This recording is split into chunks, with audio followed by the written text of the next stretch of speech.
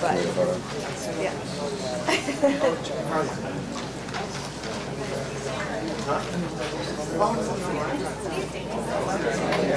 Thanks. So, you'll come back out so Yeah. there's some more studies. Yeah. Read up on the EIE. I have to get a car next year. I actually got a car next year. I was the only person walking, and everybody was looking at me. Then I felt like, oh, I'm not going to get very far doing this. You get transportation or Yeah. So everyone's we're so spread out. Many colors. Green cars.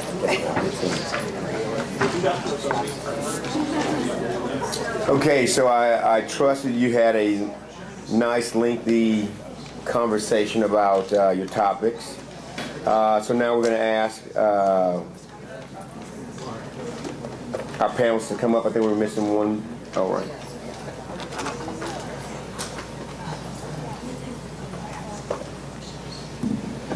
So, do we have, who's going to go with questions first? Yeah. Okay, so I'm going to start out with one question. I probably shouldn't, but I'm going to do it anyway.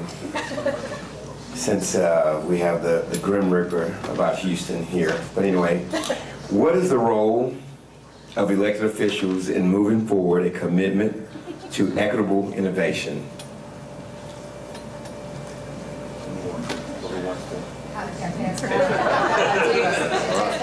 Since I work for elected officials, I guess I'll take a shot at it. They have to be there. They have to take the lead in these discussions. I talked about anchor institutions in my presentation, and I think that is the collection of key players in Houston here that are going to be really important. And so, you know, it's going to take public and civic leadership to really drive forward these conversations about including everybody and making it work. And I'd add the private sector to that, nonprofit sector, hospitals and others.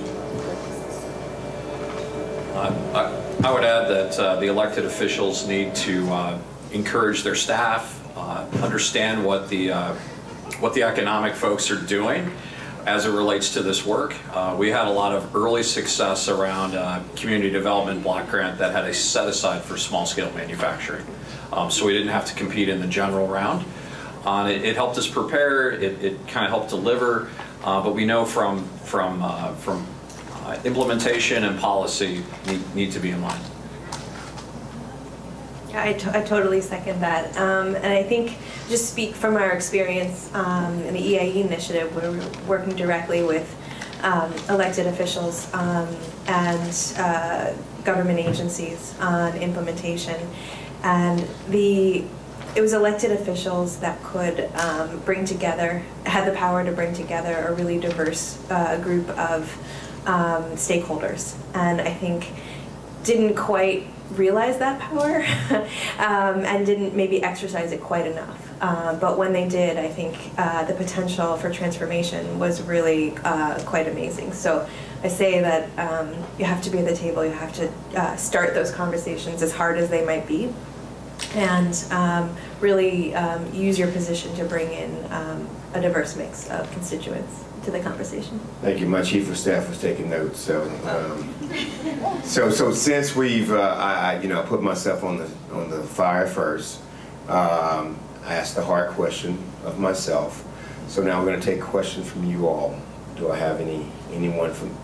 Don't act like you sat here and you didn't get anything out of this conference today. And so we just had a lengthy conversation. So now it's your opportunity to ask the experts. Yes, sir. So I think this is largely for Pratt and maybe for the other folks. We're working on a project in Houston, and we went to New York with Councilmember Davis, and we went to Pittsburgh and looked at some projects. What became pretty obvious is that the funding sources are either local to the city or the state. What was devoid was federal funding. And the reason is because when you look at HUD money, even though there's some HUD money that characterizes so that you could go into spaces like this, the job creation requirement for the HUD money doesn't really lend itself very well to these type of projects. So my question is, are you working on anything sort of from the federal policy that can loosen that up? So for example, if I do a job training center, I can look at an area-wide benefit and I don't have to create jobs. Or if I'm doing a grocery store, I can look at area-wide benefit with HUD money. But if I'm building a maker building, I got to create jobs. And then when I did it 35,000 a job or 50,000 a job, it's not really enough to fund the space. So what's being done at the federal level so that the federal government can have that money being funneled into areas like this? That's a really good question. I'm looking at Eric as well. This is an obvious statement. The federal level right now is a little difficult to understand. So what I'm looking at is our CDFI level, which is committed, which is in financing these types of projects. And I mentioned the opportunity zones, and I'm really interested to understand how that differs from new market tax credits and how that ties with some of the message I may or may not be hearing from the federal government around job creation and bringing manufacturing jobs back to the U.S. from wherever they think they are now. So it's not clear, and I think federal policy was never changing, is changing rapidly, and for what you're seeing in New York, it can be very intimidating. It can be, how am I ever going to get, an equity discussion grounded in my community and a capital stack in 12 months in a real estate development window? I would not be discouraged on that. A lot of these industrial properties, may take longer than your typical development time frame, and there are a lot of resources, as you look at these developments as to getting it done. There's just not a clear playbook right now. I think this could be a great area for the UMA to actually take on. So thinking about, posing this question out to our network, I think would be a really great, and it would be a really great opportunity to sort of source ideas from other cities as well, and think about what role we can play at the federal level. So if anything does become a little bit clearer, and it seems like there is a pathway, I think the UMA could really play a role in that. Yes, ma'am. So I'm from the University of Houston downtown, and I know that education is a piece of this moving forward. So I guess my question is, if you had advice for a university that's interested in helping to solve this problem, what advice would that be? There's a lot of talk of thinking outside the box, community education courses, things like that. So, universities have a reputation of being very slow and bureaucratic. And I'm thinking, what is a positive role that we could play, and what would that look like? Yeah. So totally agree on the bureaucratic nature of the university.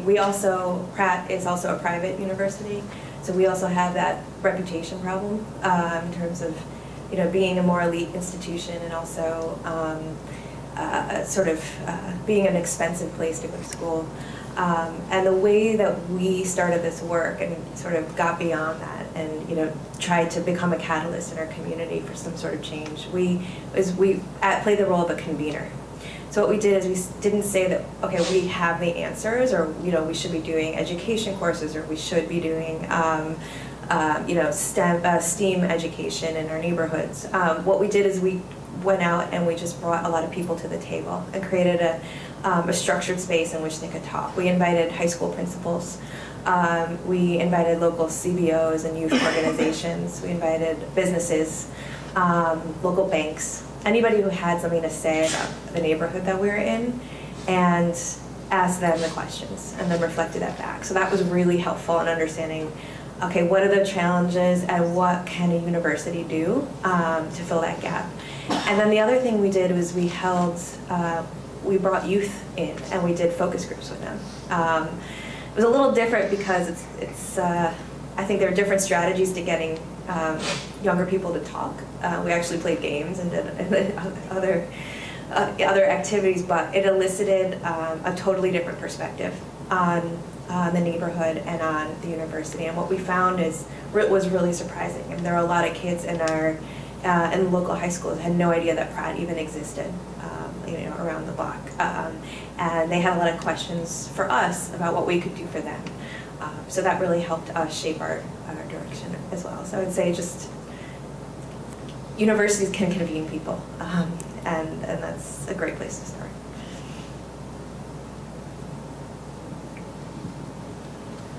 I think you probably do a fair amount to support entrepreneurship. I'll just share a story from my part of the woods. University of Washington was not particularly known for innovation a few years back. Now it's widely recognized as one of the top universities in the country for innovation. What have they done? They've got a startup hall. They've got a co-motion accelerator. They've done quite a few things. They've sponsored student business plan contests. You may have some of this fabric, but I think the more you can invest in that kind of entrepreneurial activity goes towards creating an innovative economy here in Houston. And I think the only thing I add is probably just, I'm a big believer in STEAM education and looking deep into the resources and things you can do as a university to partner with high schools and junior high schools to really make that happen. I think that the K through 12 system needs a lot of help, both to train the teachers, but also just to show them how this is going to work going forward, and the universities are a natural resource. If I could just tag on to that, are there some examples nationwide of some youth education models that that you see in manufacturing and innovation? I'm sure there's hundreds of models across the country for youth education, youth entrepreneurship. We have I just give you another one. We have a technology apprenticeship, so that opportunity youth can move in and learn and get into coding and careers in our hot IT sector. And so, lots of models, but you always have to bring them home and apply them in unique ways to what works in your own community. And so I actually taken a couple of your ideas home, be proud of what you're doing, and just look out there and look for those constellations of things that are interesting and that you think can be applied here successfully in Houston.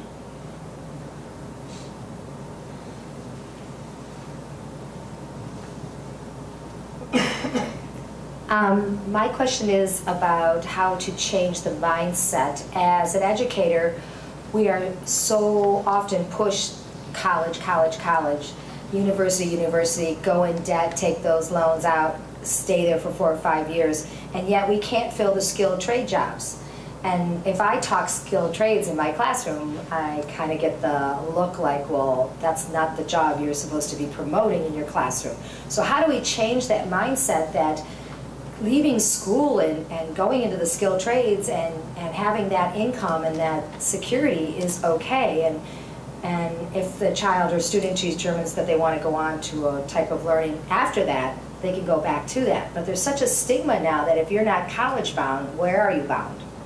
So do you have any ideas on how to change like the mindset of the powers that be in like K-12 education?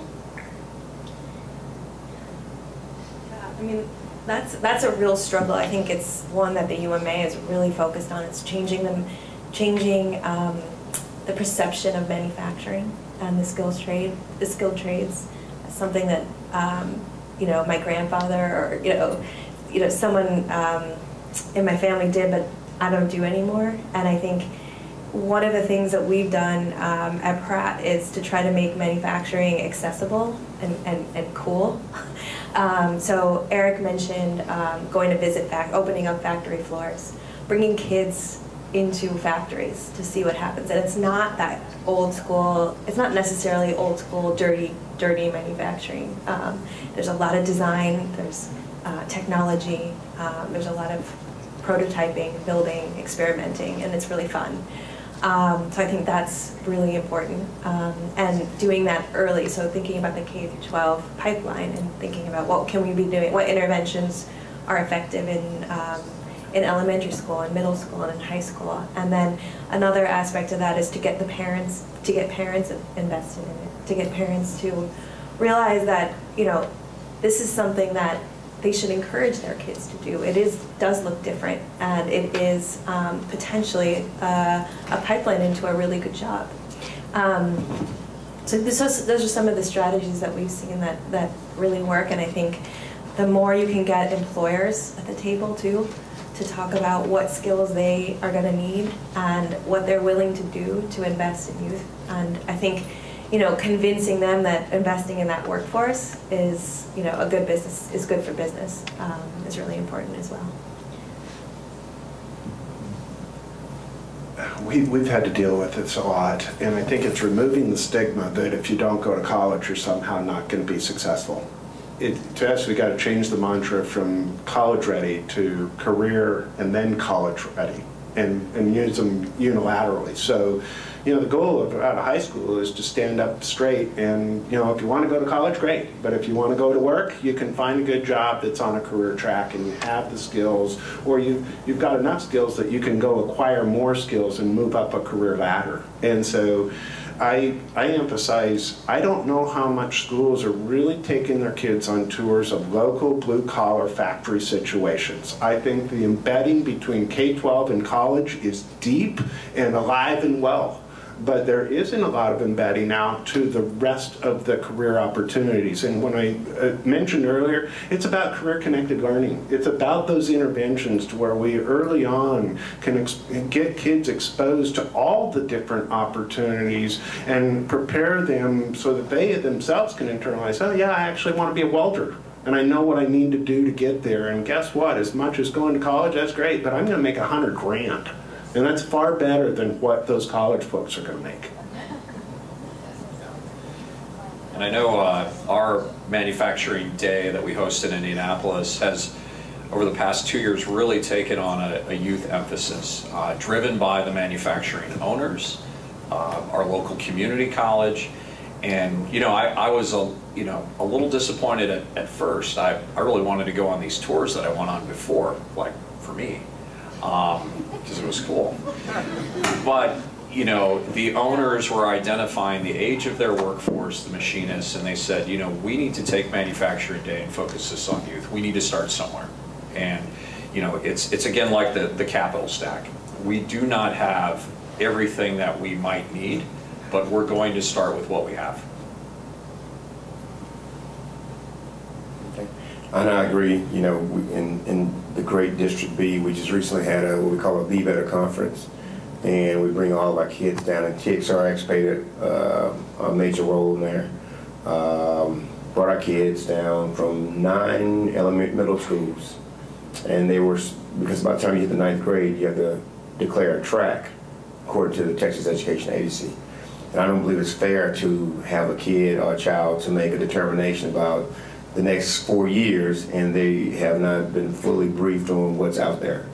And so we had from farmers to tech to finance attorneys to trades, construction, plumbers, electricians, pipes, the whole shebang. And I believe that that's how you do it. And I would tell you, correlation I believe we need to make is like, they watch football on Sundays, they watch basketball on Saturdays throughout the week, and they watch baseball, and everyone wants to be one of these athletes because of how much they make. When was the last time have you seen us put a plumber up here, or an electrician up here, or an HVAC person with $150,000 next to it? They don't see that. And so if you really want to get to them, I believe that's what you have to do, with the advertise with how much they can make. Now, I'm not saying that's for everyone, but I've seen that a lot, and kids do not understand that. So, because I know when it gets hot in Houston, I pay my HVAC guy a lot of money. So, but I think, thank you all so much. We're going to bring Roland to the stage, and I appreciate our speakers today. Thank you all so much, and we appreciate y'all in Houston. We'll invite you back, even though you didn't highlight Houston. Thank you.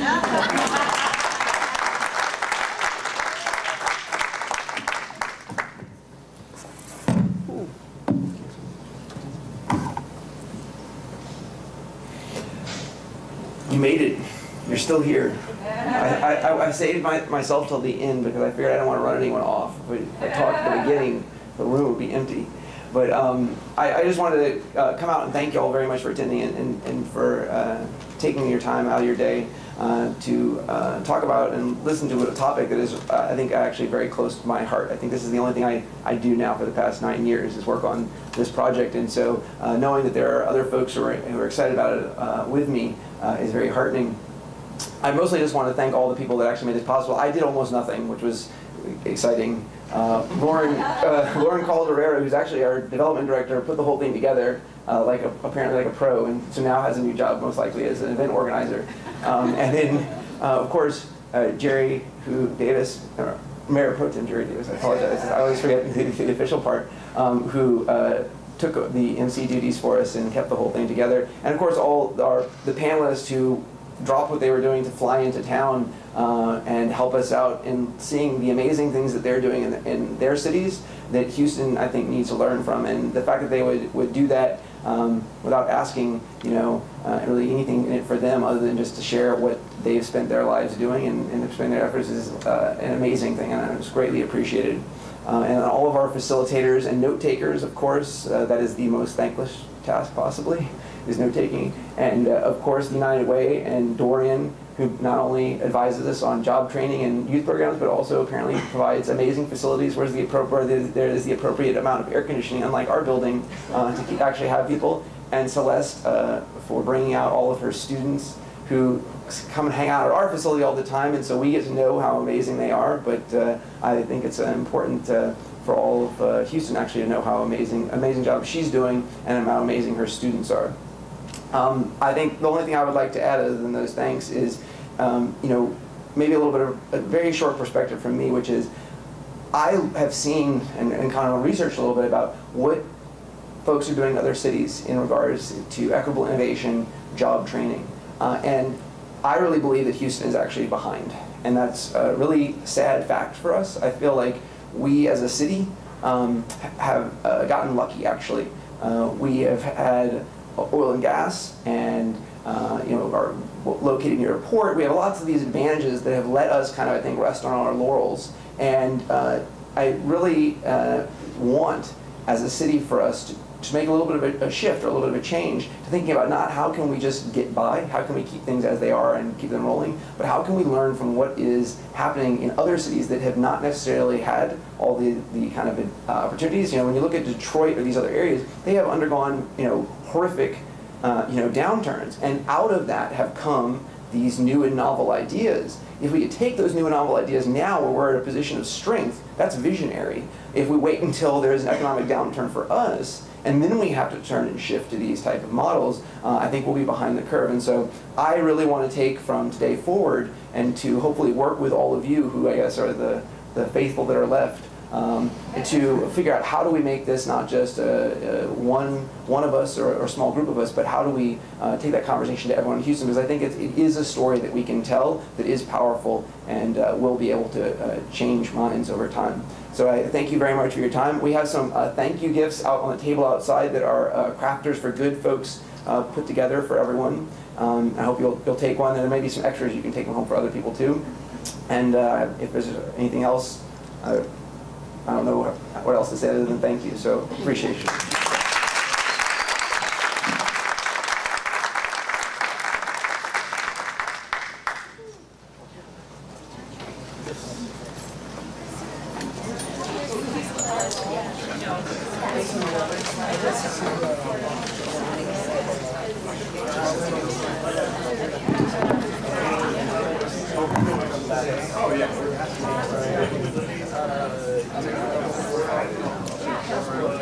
Yes, sir.